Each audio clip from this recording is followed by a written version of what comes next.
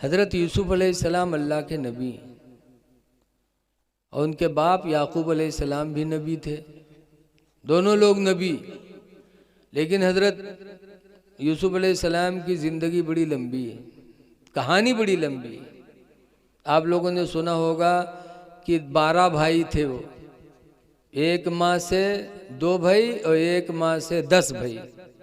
तो जो दूसरी की माँ से रहा है वो यूसुफ अलैहिस्सलाम के दुश्मन बन गए और 10 हज़रत यूसुफ अलैहिस्सलाम को जंगल में लेके गए और मार कर कुएं में डाल दिया। भाई कत्ता बड़ा दुश्मन भी कोई नहीं, लेकिन अल्लाह जिसे जिंदा रखना चाहता उसे कोई मार नहीं सकता। अल्लाह का शुक्र अदा किया कुएं में, अल्लाह ते जिस पर तू राजी उस पर यूसुफ राजी। तो अल्लाह ताला ने काफिला को भेजा और वो काफिला वाले पानी के लिए कुएं में गए और देखा यूसुफ को बड़े हसीन व जमील तो निकाल लिया। और लिखा है कि पूरी दुनिया में मर्दों में यूसुफ से ज़्यादा खूबसूरत अल्लाह ने किसी को बनाया ही नहीं। यूसुफ को मिस्र की बाज़ार में लोग लेके गए तो देखने वालों की लाइन लग गई, तो उन लोगों ने कहा मैं बेचता हूँ। तो यूसुफ अलैहिस्सलाम बिक गए। कौन ख़रीदा? मिस्र का बादशाह ख़रीद कर लाया। और मिस्र की बीवी जुलेखा थी। जुलेखा की शादी से पहले जुलेखा के ख्वाब में यूसुफ की तस्वीर दिखाई गई थी।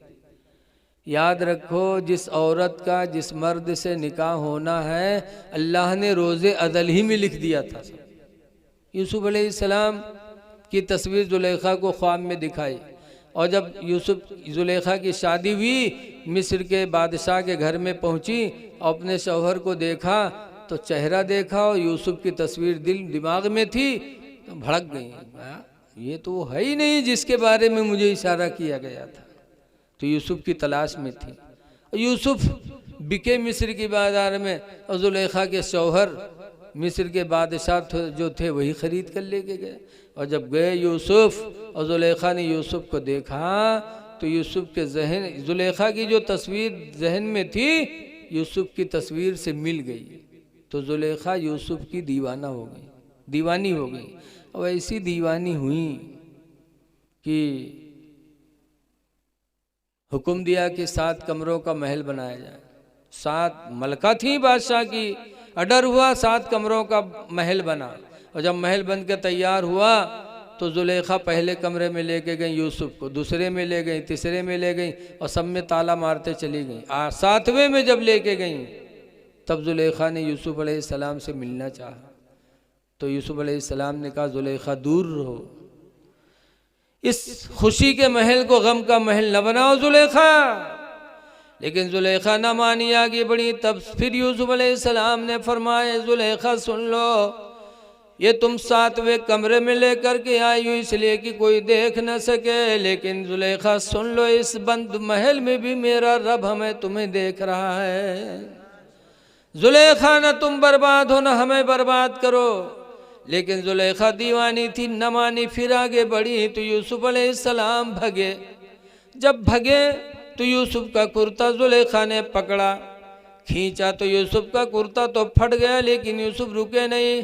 मिन जानिब इलाही दरवाजे भी खुलते चले गए, ताले भी टूटते चले गए और यूसुफ अलैहिस्सलाम 7 कमरे से बाहर आ गए। याद रखो, जब इंसान गुनाह से बचने का इरादा करता तो अल्लाह ताला हालात भी वैसे पैदा कर देता।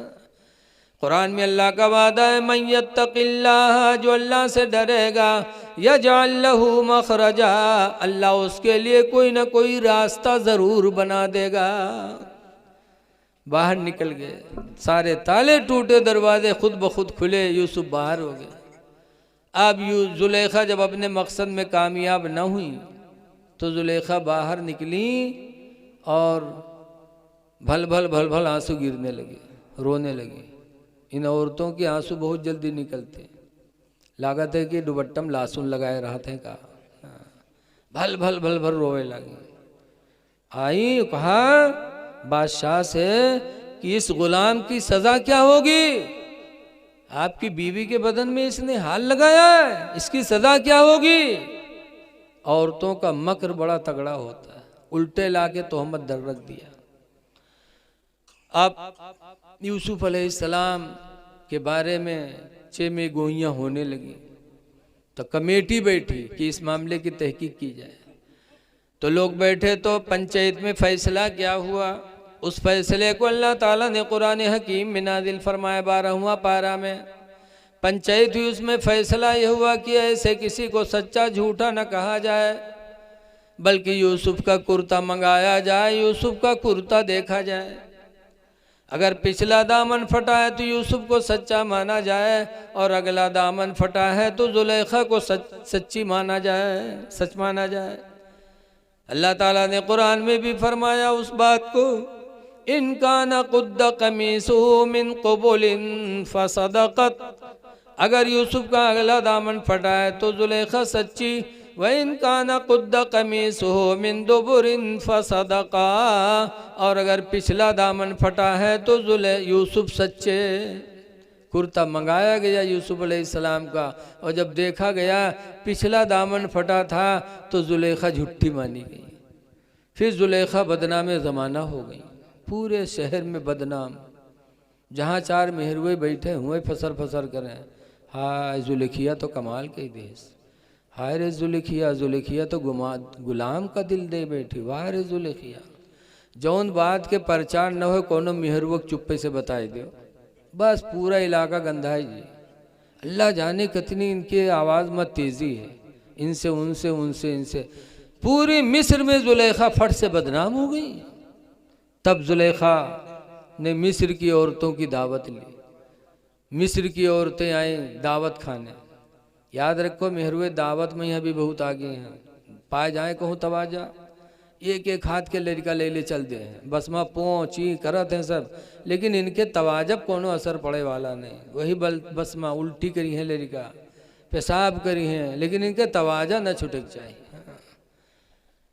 जुलेखा ने तवाजा दिया मिस्र की औरतों को, तो मिस्र की औरतें पहुँच गईं। जब पहुँची दस्तरखान सजा, तब जुलेखा ने एक एक चाकू एक एक लेमू दिया सब औरतों को, कहा सुनो, जिस यूसुफ के लिए तुम लोगों ने मुझे बदनाम ज़माना कर दिया, उस यूसुफ को मैं बुलाने जा रही हूँ। जब यूसुफ आएंगे तो तुम लोग फ़ौरन लेमू काट देना चाकू से। औरतों ने कहा भला अपने यूसुफ को देखे तुम्हारी यूसुफ को। जुलेखा गई अंदर, यूसुफ अलैहिस्सलाम से कहा, ऐ महबूबे जाना, ज़रा आप बाहर आइए, अपने चेहरे से पर्दा हटा दीजिए।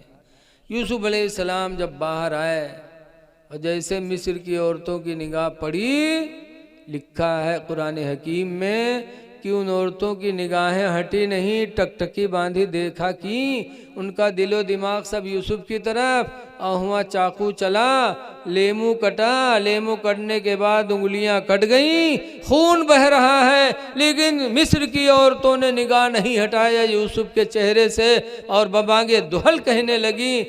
कुरान में है कत्ताना दिया हुन्ना, औरतों ने अपने उंगलियों को काट डाला। वकुल्ना मा हादा बशरा, और कहा खुदा की कसम ये कोई इंसान नहीं है, इन हुआ इल्ला मलकुन करीम, नहीं है कोई मगर आसमानी फरिश्ता जो हम लोगों के बीच में आ गया है। बहुत हसीन थे, लेकिन जुलेखा बदनाम ज़माना हो गई। जुलेखा जब बदनाम हुई बर्दाश्त से बाहर, तो जुलेखा ने बस्ती छोड़ दिया, जंगल चली गई। अकेले जंगल में गई जुलेखा, और यूसुफ की याद में एक पेड़ के नीचे बैठकर रोने लगी। रोते रोते एक ज़माना गुजर गया, जुलेखा बूढ़ी हो गई, और रोते रोते जुलेखा की आंखों की बीनाई भी चली गई। इतना मोहब्बत इश्क बहुत अजीब चीज़ होती है, रोते रोते बूढ़ी हो। और यूसुफ अलैहिस्सलाम अपनी सच्चाई की वजह से मिस्र की बादशाहत में उनको लोगों ने चुन लिया, तो यूसुफ अलैहिस्सलाम बादशाह हो गया। जुलेखा बदनाम ज़माना होकर जंगल चली गई। एक दिन यूसुफ अलैहिस्सलाम अपने घोड़े पर बैठे और जंगल का सैर कर रहे थे। जब जंगल में सैर करते करते जुलेखा के करीब से यूसुफ अलैहिस्सलाम का घोड़ा गुजरा, और यूसुफ अलैहिस्सलाम की खुशबू जब जुलेखा को मिली, याद रखो हर नबी महका करते थे, हर नबी।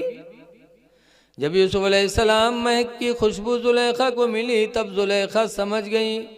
तब जुलेखा ने एक दुआ मांगी थी, जुलेखा की बोली कुरान में है, 12वां पारा में जुलेखा ने कहा था, सुबहान मन जालल अबीद मुलूका, पाक है वो मेरा परवरदिगार जिसने गुलाम को बादशाह बना दिया। गुलाम थे, बादशाही मिल गई। व सुबहान मन जालल मुलूका अबीदा, और पाक है वो परवरदिगार जिसने मुझ जैसी मलका को नौकरानी बना दिया। जो गुलाम था बादशाह हो गया, जो मलका थी नौकरानी हो गई। ऐ अल्लाह तेरा फैसला कैसा है। जब जुलेखा की बोली यूसुफ अलैहिस्सलाम सुने, तब करीब गए, देखा, बड़ा तरस आया। कहा, जुलेखा क्या हाल है। जुलेखा कहती हैं, यूसुफ देख रहे हो, तुम्हारी याद में रोते रोते मैंने जवानी गंवा दी, आंखों की बीनाई भी गंवा दिया। यूसुफ कहते, मेरे लायक कोई खिदमत हो तो बताओ। तो जुलेखा ने कहा था, यूसुफ दुआ कर दो जिस खुदा ने तुम्हें गुलामी से निकाल कर बादशाहत अता की है, उस खुदा से दुआ कर दो कि अल्लाह ताला हमारी आंखों की गई हुई रोशनी वापस कर दे। तो यूसुफ अलैहिस्सलाम ने दुआ मांगी, जुलेखा की आंख की रोशनी वापस आ गई।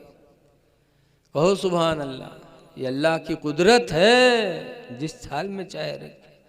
जब जुलेखा की आंखों की रोशनी वापस आ गई, फिर यूसुफ अलैहिस्सलाम ने फरमाया, जुलेखा मेरे लायक कोई बात हो तो बताओ। कहा, यूसुफ एक दुआ और कर दूं कि अल्लाह मेरी जवानी वापस कर दे।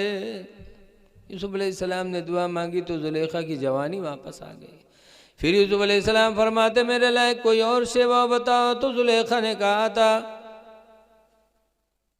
कि तीसरी ख्वाहिश ये है कि तुम अब मुझे अपने निकाह में ले लो। तो यूसुफ अलैहिस्सलाम ने निकाह कर लिया। बहरहाल यूसुफ अलैहिस्सलाम बादशाह बने तो सूखा पड़ा, तो उनके भाइयों के यहाँ भी सूखा पड़ा। यूसुफ अलैहिस्सलाम गल्ला बंटवा रहे थे बादशाही खजाने से, तो इनके भाई लोग गल्ला लेने आए। यूसुफ अलैहिस्सलाम ने देखा, पहचान लिया कि हमारे भाई है वही जिन्होंने हमको मारा था। तो यूसुफ अलैहिस्सलाम ने भाइयों से, 80 साल हो गया था, भाई लोग भूल गए थे, समझते थे कि हमने तो मार डाला। लेकिन यूसुफ अलैहिस्सलाम ने देखा तो पहचान लिया। पूछा, अब्बा का क्या हाल है। जब पूछा अब्बा का क्या हाल है तो भाई लोग चौंके, कह रहे अब्बा का हाल, क्या आप यूसुफ तो नहीं है। तब यूसुफ अलैहिस्सलाम ने कहा, अल्हम्दुलिल्लाह तुम्हारा भाई यूसुफ हूँ मैं। तब भाई लोग कांपने लगे कि हमने मार कर कुएं में डाला था, यूसुफ को अल्लाह ने बादशाह बना दिया, आज तो हमारी बोटी बोटी कर देंगे यूसुफ। लेकिन यूसुफ अलैहिस्सलाम ने जब भाइयों को परेशान देखा तो फरमाया, ला तसरीब अलैकुमुल यौम, मेरे भाइयों तुम डरो नहीं, आज के दिन मुझे तुमसे कोई मलामत नहीं है, मैं बदला लेने वाला नहीं। अब्बा का हाल बताओ, अब्बा कैसे हैं। तब भाइयों ने कहा था, वब यद्दत ऐनाहु मिनल हुज़्नी, उनके दोनों आंखें आपके गम में रोते रोते सफ़ेद हो गई हैं। 80 साल हो गए थे रोते रोते, आंखों की बिनाई चली गई थी। जब यूसुफ अलैहिस्सलाम ने सुना कि हमारे बाप हमारी मोहब्बत में रोते रोते आंखें गंवा दी, तब यूसुफ अलैहिस्सलाम को तरस आया। उन्होंने अपना कुर्ता निकाला। 12वां पारा में फरमाया, इज़हबू बिक़मीसी हाज़ा, मेरा ये कुर्ता ले जाओ, अलक़ूहु अला ऐनैहि, इसको मेरे अब्बा की आंखों पे ले जाके रख देना। भाई लोग यूसुफ अलैहिस्सलाम का कुर्ता जब लेकर गए मिस्र अपने बाप के पास, तो अब्बा घर में थे, लेकिन यूसुफ के कुर्ते की खुशबू याकूब को मिल गई। तो याकूब अलैहिस्सलाम रोए थे, कहते, हाय मेरा यूसुफ कहाँ है, आज मुझे अपने यूसुफ की बू आ रही, मेरा यूसुफ कहाँ है। आंखों में रोशनी तो नहीं थी, लेकिन भाई लोग जब यूसुफ का कुर्ता लेके गए तो याकूब अलैहिस्सलाम ने अपने बेटे का कुर्ता पाया तो इसे चेहरे पे रखा और रोने लगे। चेहरे पे रखना था कि कुरान हकीम में फरतद्द बसीरा, याकूब की दोनों आंखें की रोशनी वापस आ गई। जब वापस आ गई, पता पाया कि मेरा बेटा बादशाह है, तो याकूब अलैहिस्सलाम अपने बेटे यूसुफ से मिलने के लिए निकल पड़े घर से। चलते चलते जब बादशाही महल के दरवाज़ा पर पहुँचे, यूसुफ अलैहिस्सलाम तख्त पर बैठे थे। अब्बा को देखा कि दरवाजे पे आए हैं, दिल चाहा कि लाओ खड़े हो जाएं ताज़ीम के लिए, लेकिन रवायतों में आता है कि नहीं खड़े हुए। जब नहीं खड़े हुए तब गैब से आवाज़ आई थी। अल्लाह ने फरमाया था, यूसुफ तुम्हारे बाप आए और तुम अपनी बाप की ताज़ीम के लिए खड़े नहीं हुए। है यूसुफ सुन लो, मेरे इज्जत जलाल की कसम, अब तुम्हारी औलाद में मैं कोई नबी नहीं पैदा करूंगा। तुमने बाप की खड़े होके ताज़ीम नहीं किया। इमाम ग़ज़ाली लिखते मुकाशफतुल क़ुलूब में कि लोगों सबक हासिल करो, एक नबी अपने बाप की ताज़ीम न करे तो खुदा ये कहे और हम तो नबी के कदमों के तलवों के बराबर भी नहीं हो सकते। अगर हमने अपने बाप की ताज़ीम न की तो खुदा हमसे कब राज़ी होगा। हा? लेकिन आज अफसोस है, लड़का प्रधान हो गया, मिलने वाले बैठे हैं, प्रधान जी कुर्सी बैठे हैं, बूढ़े बाप से अंदर से पानी मंगवा रहे हैं। बूढ़ा बाप बेचारा घर से पानी ला ला के पिला रहा है। लड़का मौलाना हो गया तो मौलाना दोस्तों के पास बैठा है, अब्बा से चाय घर से मंगवा रहा है। ऐ लोगों, चाहे प्रधान बन जाओ, आलिम बन जाओ, लेकिन बाप के मर्तबे को तुम कभी नहीं पहुंच सकते हो। बाप की ताज़ीम करो। मिशकात की हदीस में लिखा है कि लड़का मुसलमान हो और बाप हिंदू हो, हिंदू बाप मंदिर में पूजा करने जाए तो इधर से तो मदद नहीं कर सकते क्योंकि गुनाह पर मदद है, लेकिन जब हिंदू बाप मंदिर से पूजा करके घर वापस आए तो मुसलमान औलाद के लिए हुक्म है। अल्लाह के नबी फरमाते हैं कि अपने हिंदू बाप को अपने कंधों पे बिठा के अपने घर लेके आए, अल्लाह उससे राज़ी हो जाएगा। क्योंकि बाप की खिदमत है, माँ की खिदमत है। माँ बाप, एक सहाबी हैं, वो बीमार हो गए तो उन्होंने मिन्नत मानी, अल्लाह मुझे शिफा दे दे तो मैं काबा की चौखट चूमूंगा, तो शिफा पा गए। आजकल मिन्नतें वैसी नहीं मानी जाती। हजरत फातिमा के लड़के हसन हुसैन बीमार हुए तो फातिमा ने कौन मिन्नत मानी थी? कहा या अल्लाह मेरे बेटे हसनैन को शिफा दे दे तो मैं 3 रोजे रखूंगी। बोलो, अब आजकल में हलवे कौन में रोजा, कौन में मिन्नत मानत है? या अल्लाह हमारी काम बन जाए तो हम गाजी सरकार के वहाँ बकरा ज़बह करेंगे। बहुत से कहे हम अजमेर शरीफ में चादर चढ़ेंगे। अब तुम तो मुँह से कह दियो, और अजमेर चादर चढ़ाना कितना कठिन काम है बताओ। आदमी पैसा करे, फिर अजमेर का सफ़र तैयारी करे, फिर वहाँ चादर चढ़ाए। तुमने कह दिया गाजी बाबा के यहाँ बकरा ज़बह कराएंगे, तुम तो मुँह से बोल दियो, अब बकरा ज़बह कराने में कितनी मेहनत है। एक इमाम साहब ऐसे रहे, उनके मेहरुआ मौलवीन मिन्नत मान दी कि अल्लाह हमारी काम कह दो तो हम गाजी बाबा के वहाँ बकरा ज़बह करेंगे, काम मौलवीन के रोएगा। अब मौलवी की तनख्वाह बेचारे कत्ती रहते 5,000 रुपया महीना। अब वो 5,000 में घर कैसे चलाए, बकरा कैसे खरीदें? जोरत बटोरत बिचरो बकरा एक ठो खरीदिन, उसके बाद और सामान खरीदिन। अब टराली वाला नहीं मिले, बहरे चले जाए वाला। अब टराली वाला मिल गया तो खाना बनाए वाला नहीं मिले, और जत्ते मौलवी नहीं पाए उतने मौलवी आए के घरे मौलवी पर सवार हो। कहा या ये के मुँह बहुत चलत है, यह बहुत मिन्नत मानत है, जत हिन ढूंढ के लाओ सब। अब जब मौलवीन पर सवार हो लगे तब मौलवीन कोच फैले ही नहीं। दिन कहीं गाजी बाबा आपकी पुरियाद भी अपना मनब है। बताओ ये क्या बात है? मिन्नत मानो कि अल्लाह अगर मेरा काम फला पूरा हो जाए तो हम 4 रकात नमाज पढ़ेंगे, अल्लाह मेरा काम फला हो जाए तो मैं रोज़ा रखूंगा। मिन्नत ऐसी माना करो जिससे तुम्हारे शौहर पर मुसीबत ना आए। वो मिन्नत क्या है कि अपने घर वालों को तकलीफ में कर दो। सहाबी ने मिन्नत मानी कि अल्लाह मेरा काम हो जाए, मैं शिफा पा जाऊं तो काबा की चौखट चूमूंगा। शिफा पा गए तो मदीना मुनव्वरा है, सरकार से कहने लगे मैंने मिन्नत मानी थी, मैं ठीक हो गया हूँ, काबा की चौखट कैसे चूमूं? कहा चले जाओ। कहा अल्लाह के रसूल में गरीब आदमी हूँ, पैसा नहीं कि मक्का जाऊँ, 400 किलोमीटर है यहाँ से, और पैदल भी नहीं जा सकता, कैसे जाऊं? मैं मक्का नहीं जा सकता, अपनी मिन्नत कैसे पूरी करूं? तो सरकार ने जवाब दिया था इरजी इला बैतिका, ऐ सहाबी मक्का नहीं जा सकते तो अपने घर वापस चले जाओ। वक़ब्बिल क़दमै उम्मिका, और अपने घर में जाकर अपने माँ के दोनों पैरों को चूम लो।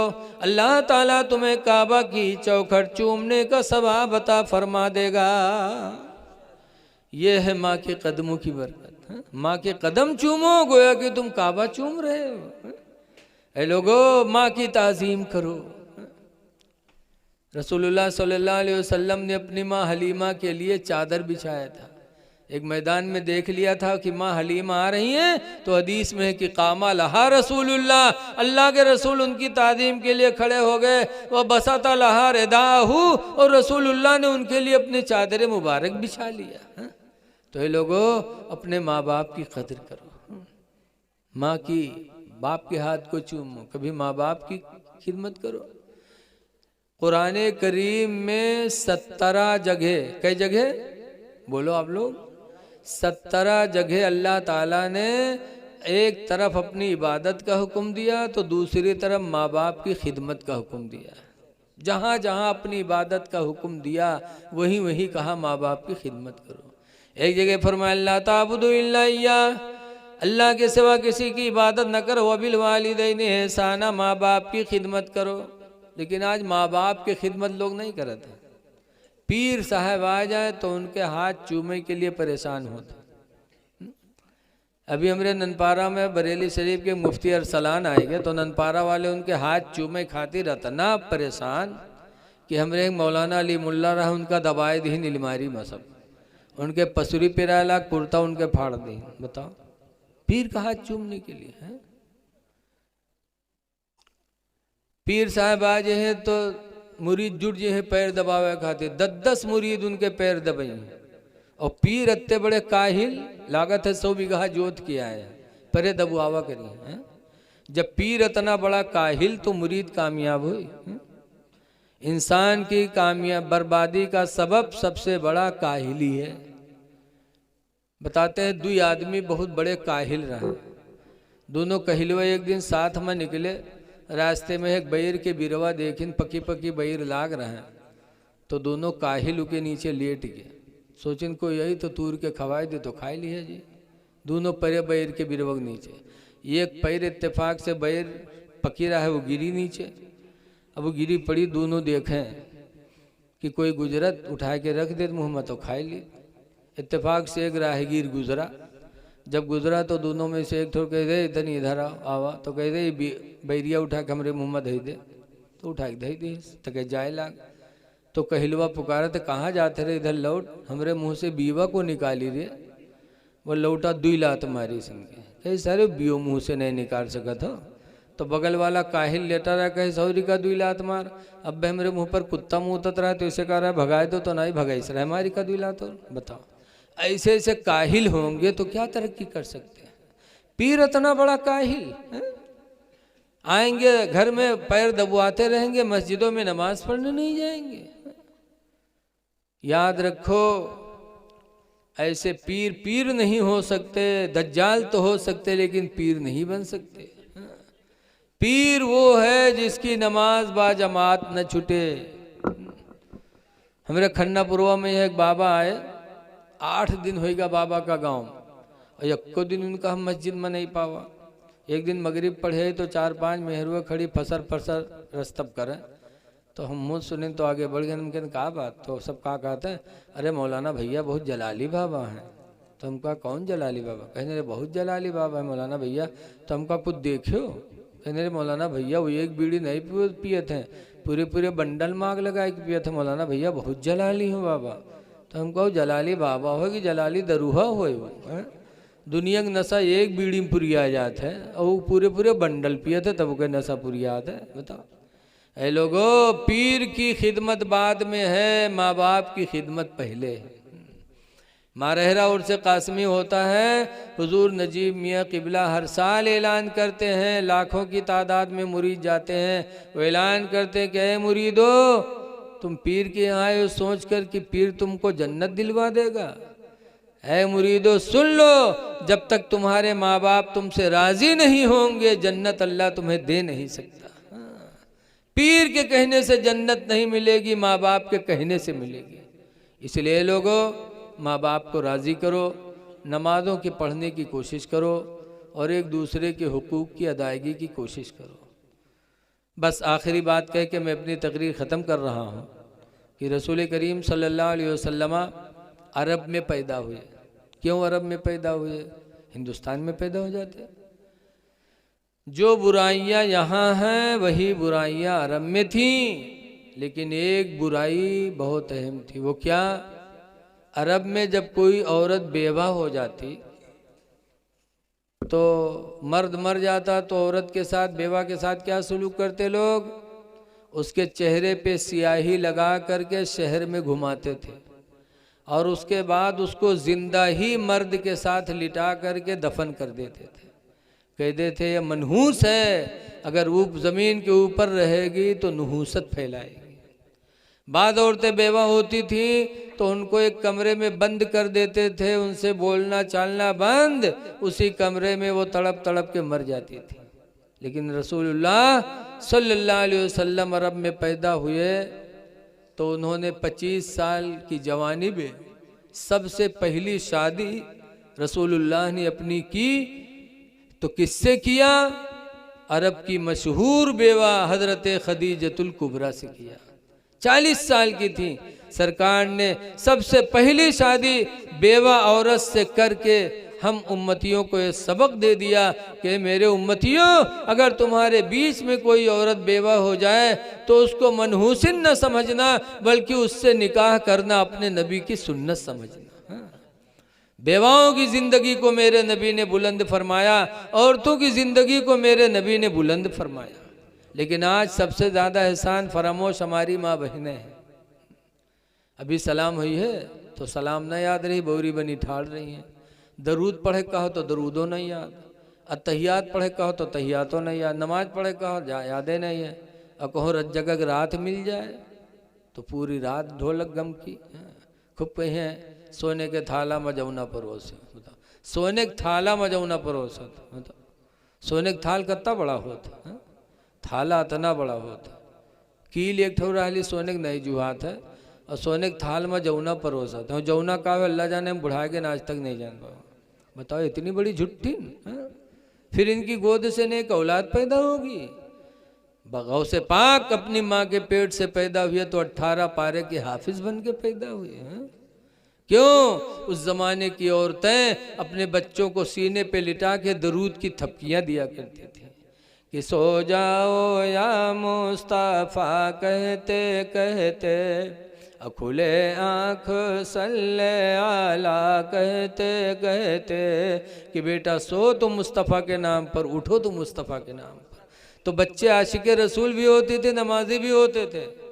अब आजकल की महतारी जहाँ लड़का रोवे लागी, कहाँ दरूद कहाँ कलिमा उठा के बिस्तर पटकिए तक भदर भदर पिटिए, कहीं सो जा खनत मनत दी कौड़ी पायो, कौड़ी लेके गंग बहायो, गंगा माता बारू दीन, बारू लेके भुजवक दिया, भुजवाम का लावा दीस। अल्लाह जाने कहाँ से याद कर लेते हैं। अत्तहियात ज़रूरी नहीं याद है, नबी पर दरूद नहीं याद है, और ये कहानी अल्लाह जाने कहाँ से पिटिया लेते हैं। हम तो देहाती आदमी सुना कड़ी थे, इतनी देर तक पीटे थे कि लड़का डर कर मारे सो जाए। बड़ी लंबी कहानी याद की है, कहीं सो जा खनत मनत दी कौड़ी पायो, कौड़ी लेके गंग बहायो, गंगा माता बारू दीन, बारू लेके भुजवक दिया, भुजवाम का लावा दे, लावा लेके खीर बनाए, सब घर खाएन, कहानी बिलैया खाए, छू तब फूंक छोड़ा था। बताओ तो बताओ लड़का मुसलमान बनी है? जब महतारी नत्ते बड़ी झुट्ठिन है, कहते खीर बनावा सब घर खाइन, कहानी बिलैया खाइस। बताओ हम बुढ़ाए गए आज तक कहानी बिलैया नहीं देख पावा, अई रोज खीर बनाए बनाए कहानी बिलैया खवावत है। अल्लाह जाने बिलैया कहानी रहा थे कि खुदे कहानी रहा था। आजकल हमारी माँ बहनों का कसूर है बच्चों के रास्ते से हटने के बारे में। हुजूर फरमाते उतलुबुल इल्मा मिनल महदी, माँ की गोद से इल्म सीखो। बच्चों का सबसे पहला मदरसा माँ की गोद है। इसीलिए गौसे पाक माँ की गोद में थे तो 18 पारे के हाफिज हो गए थे। बदियुद्दीन गंजे शकर छोटे से थे, माँ की गोद में नमाजी बन गए थे। क्यों? माँ की गोद इल्म का सबसे बड़ा पहला मदरसा। लेकिन आज अफसोस है कि हमारी माँओं की गोद दीनी तालीम से खाली है। इसलिए मेरी माँ बहनों गुजारिश है कि अपने बच्चों को अच्छे रास्ते पे ले जाओ और अपने शौहरों की फर्मा बरदारी करो। हदीस पाक में है, अलमरा तो इदा सल्लत खमसहा, जो औरत 5 वक्त की नमाज पढ़ ले, वसामत शहरहा, और रमज़ान का रोज़ा रख ले, व अताअत बालहा, और अपने शौहर की फर्मा बरदारी कर ले, व अहसनत फरजहा, और अपने आप को ज़िना से बचा ले, फतदखुलल जन्नत मिन अय्यि बाबिन शात, तो अल्लाह ताला उस औरत को जिस दरवाजे से वो चाहेगी जन्नत में दाखिल फरमा देगा। उस औरत के लिए अल्लाह सारे दरवाज़ों को खोल देगा। कौन? जो नमाज पढ़े, रोज़ा रखे और अपने शौहर की फर्मा बरदारी करे। तो ऐ मेरी माँ बहनों, तुम बैठी हो, अपने शौहरों को राज़ी करने की कोशिश करो। मेराज की रात में हुजूर गए थे तो जहन्नम में सबसे ज़्यादा औरतों को देखा था। तो औरतों ने पूछा, अल्लाह के रसूल ऐसा क्यों, औरतें ज़्यादा जहन्नम में क्यों हैं? तो हुजूर ने बताया था, पहली वजह है कि तकफुरनल आशीरा, तुम शौहरों की नाशुक्री करती हो, इसलिए जहन्नम में जाओगे। शौहरों की नाशुक्री, जैसे ज़िंदगी भर इनके सब फरियाद पुरियाओ, जौन कहें तौन लाओ, और यक्को दफ़ा मगर चूक गयो तो कहीं ज़िंदगी भर तुम हमका जा रहे हो, तुमको हमारी एको बात माने हो। बोलो कहती कि नहीं कहती? हमरे हुआ एक ठोर हैं पंडित, हुए मुसलमान लेकिन नाम उनके पंडित रख दिन लोग, टोपी हर घड़ी रखाए रहा था, नमाज एको नहीं पढ़ा था, तो उनके बीवी के नाम पंडितैन। आजकल औरतों का दर्जा मर्दों से बढ़ता है। अगर डॉक्टर के निकाह में पहुँच गए तो फौरन डॉक्टरैन, चाहे को गोली न जानत है। हाफिज जी के निकाह में पहुँच गए तो फौरन हाफिजैन, चाहे बिस्मिल्लाह करे न जानत। औरतों का दर्जा मर्दों से। ऐसे वो पंडित उनका कहे लगे तो उनके मेहरों का नाम पंडितैन पड़ गया। एक दिन गांव में सहलवा मछली बिकाए तो लिहिन पंडित, जब पंडितैन बना के रखीन खाए खाते दिन पंडित का खैन तो कहीं नहीं तो करुआत है रे, जब करुआन तो कहीं नहीं तो करुआत है रे का साफ नहीं किए, तो पंडितैन कहते हैं तू है जू जरना, तो सब दिन हमारे जू जा रहे, तो कबहूँ सही कहे सब दिन लेकिन लगावत है। तो पंडित अपने बिटियावा कहते नहीं तू खा रहे, जब बिटियावा खाए तो बहू कहते हाँ अम्मा करुआत है। तब पंडित कहते हैं अरे इतनी निमकौरी तेलवा धरा रहा है उका तो नहीं डाल दिए रे। तब पंडित देखें तो कड़वक तेल शीशी पूरी धरी हो, निमकौरी तेल के शीशी गायब, यानी पूरी खत्म। तब पंडित मुँह ठोका था, कहा हाँ बोल के वही तेलवा छोड़ दी। बताओ डारे बैठे निमकौरी तेल और मछली कड़वात है, मर्द कहते तो कहते तू है जू जरना। रसूलुल्लाह फरमाते हैं और तो तुम इसीलिए जहन्नम में ज़्यादा जाओगे कि तुम शौहरों की नाशुक्री करती हो। नाशुक्री औरतों की औरतों को जहन्नम में लेके जाएगी। और दूसरी बात है वतकस्सुर नल्लाना, और तुम बद्दुआएं ज़्यादा करती हो। औरतें बद्दुआ में भी बहुत माहिर हैं, बहुत बद्दुआ करती हैं। लड़का से खुश तो कहीं ये तो हमारे दिल के टुकड़ा हो, ये तो हमारे नू आँखों के तारा हो, और तनिको नाराज हुई तो कहीं मर नहीं जाते पुरिंग काटा को। बोलो ये बद्दुआ है। अल्लाह के रसूल फरमाते हैं मेरी माँ बाए मेरी ऐ उम्मत की और तो तुम जहन्नम में जाओगी सिर्फ इसलिए कि तुम बद्दुआएं ज़्यादा करती हो। बद्दुआ नहीं करना चाहिए, किसी के लिए भी बद्दुआ न करो। हाँ, दुआ नहीं दे सकते तो बद्दुआ करोगे, बद्दुआ न करो। लेकिन बद्दुआ में माहिर लिखा है एक जगह मर्द मेहारू झगड़ा कहें तो मर्दवा हारेगा, जब हारेगा तो बेचारा दुआ मांगे लगे या अल्लाह अगर हम झूठे हुए तो हमका उठा लो, या झूठे हुए तो युका उठा लो। वह मेहरू हुए कुछ फैलाई दिए कहीं या अल्लाह ये झूठा है तो युका उठा लो, हम झूठे हुए तो या अल्लाह हमका बेवा बनाए दे, या अल्लाह ये झूठा है तो युका उठा लो, हम झूठे हुए तुमका बेवा कर लो। बोलो कैसी दुआ कि लोट पोट मरे मर्दवा ये चौधरी बनी बैठी रहे। लेकिन याद रखो लोगो, अगर कोई बीवी जाहिल मिल जाए तो उसकी बात पे न जाओ, न मारो, न तलाक दो, सब्र करके जिंदगी गुजार लो, अल्लाह आपके दर्जात को बुलंद फरमा देगा। बस यही बात कह के तकरीर ख़त्म कर रहा हूँ। एक सैयद अबुल हसन खिरकानी थे, बहुत पाए के बुजुर्ग, बहुत से लोग उनके मुरीद थे। एक दिन कुछ मुरीद लोग गए हजरत की ज़ियारत के लिए, चलते चलते बेचारे खुरासान पहुँचे, और जब हजरत के दरवाजे गए दरवाज़ा खटखटाएं तो हजरत राय ने अंदर से उनके मेहरुआ आई, दरवाज़ा खोलिस, मुरीद लोग सलाम किन। तो मुरीद लोग पूछिन कि हजरत कहाँ गए हैं। तो उनके बीवी कहा तो कौन हजरत भैया, हजरत को कहीं हमारे पीर सैयद अबुल हसन खिरकानी। कहीं हाँ उसका हजरत कहा तो दज्जाल का वो हजरत हो। मुरीद लोग खड़बड़ाने, कहीं हाँ हमारे लोगन पीर है और बीवी दज्जाल कहा था। तो पूछिन कहाँ गए हैं, कहीं जंगल गवा हुई लकड़ी ले। थोड़ी देर में देखते क्या है कि हजरत सैयद अबुल हसन खिरकानी जंगल के शेर पर बैठे और लकड़ियों का बोझ आगे रखे और घर की तरफ आ रहे हैं। जब शेर पे बैठा देखा तो बीवी दरवाज़ा झट से बंद किया, कहा है वल्लाह वो तो दुश्मनवा शेर बुलाए लिया होता। अंदर चली गई, लेकिन बेचारे मुरीद कहाँ चले जाएं। हजरत आए, लकड़ी उतारा, शेर ने पैरों को चूमा और जंगल चला गया। तब मुरीदों ने कहा हजरत आपका मर्तबा इतना बड़ा है कि जंगल के शेर भी आपका पैर चूम रहा, आपकी फर्मा बरदारी करता, और आपकी बीवी आपको दज्जाल कहती है। हजरत ने फरमाया सुनो, ये मर्तबा जो अल्लाह ने मुझे अता फरमाया कि जंगल भी शेर भी मेरा फर्मा बरदार है, ये मर्तबा उसी बीवी की बदतमीजी पर सब्र करने की वजह से। कि जाहिला है, बदतमीजी करती है, लेकिन न मैंने ज़िंदगी में मारा न कभी तलाक के लिए सोचा, तो अल्लाह ताला ने सब्र की बदौलत मेरे दर्जात को बुलंद फरमा दिया। लिहाजा लोगों सब्र करो, अल्लाह ताला इसी में राज़ी है। दुआ कि अल्लाह ताला हम सबको नमाज पंजगाना पढ़ने की तौफीक अता फरमाए और अपने इमाम की भी कदर करो। आजकल बड़ी तकलीफ़ है, जाओ कहीं तकरीर सुनो तो पता चला इमाम का खाना ही नहीं मिल रहा है।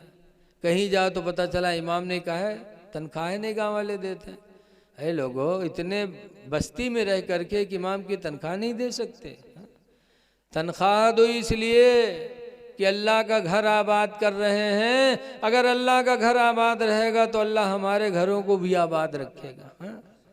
इमाम की खिदमत किया करो, निकाह पढ़ाई भी इमाम को भरपूर दिया करो। बात जगह तो ऐसा है कि निकाह पढ़ौनी कमेटी वाले काट के उठा के मस्जिद मदरसा में लगाए देते।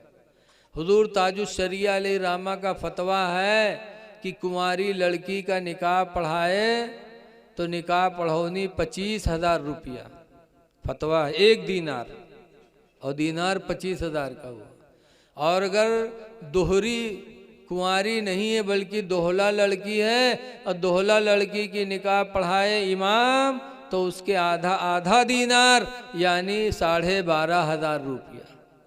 अब बताओ वो में 1100-1500 पावत है और मस्जिद के सदर साहब वही में से काट लेते मस्जिद में। बताओ ये काहे काटा तो नजराना हुआ इमाम का, ये हक मारा जा रहा है इमाम का। ए लोगों अगर आज इमाम का हक लोग देने लगे तो इंशाअल्लाह कोई भी मस्जिद सूनी न नज़र ना आए।